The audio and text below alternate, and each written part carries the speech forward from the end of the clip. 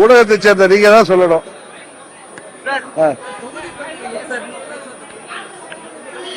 ஒன்னும் கவலைப்படாதீங்க, விரைவாக சுமூகமாக தொகுதி பங்கீடு என்டிஏவில் முடிந்துவிடும்.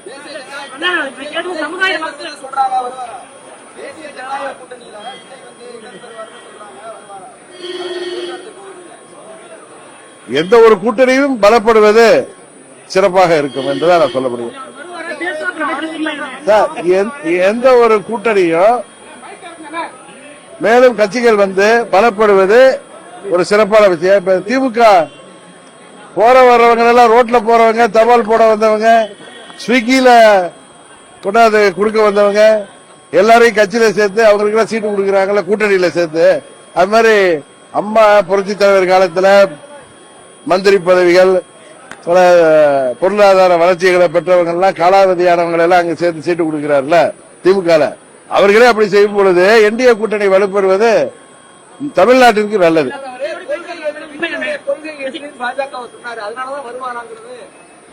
நீங்க இது போன்ற தேர்தல் நேரத்தில் கூட்டணி என்பது யார் ஆட்சிக்கு வர வேண்டும், யார் ஆட்சியில் வரக்கூடாது என்பதற்கு தான். அது ஒரே இதுதான். மற்றபடி ஒரே கொள்கை இருக்கிறவங்க எல்லாம் ஒரே கட்சியாக இருந்துட்டு போயிடலாம். அது மாதிரி எதிர்கொள்கை இருப்பவங்க, இப்ப காங்கிரஸ் கம்யூனிஸ்ட் சேரலையா கூட்டணியில, அது மாதிரிதான் பல கட்சிகள். இல்ல நான் வந்து எங்க கூட்டணி இன்னும் வளம் பெற வேண்டும் என்ற விருப்பத்தில் சொல்கிறேன். மற்ற விஷயங்களை அண்ணன் இபிஎஸ் அவர்களும் பாஜகவின் டெல்லியை சேர்ந்த தலைவர்களும் பார்த்துக் கொள்வார்கள். எங்கள் விருப்பமும் ஏடிமிக்க பெரும்பான்மையோடு ஆட்சி அமைக்க வேண்டும் என்பதுதான்.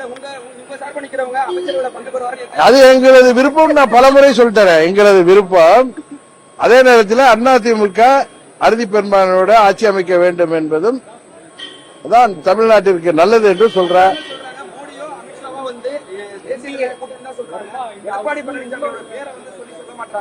அதெல்லாம் சொல்றாங்களே நிறைய, அவங்க பேரெல்லாம் பிரதமரோ ஹோம் மினிஸ்டரோ சொல்றாரு.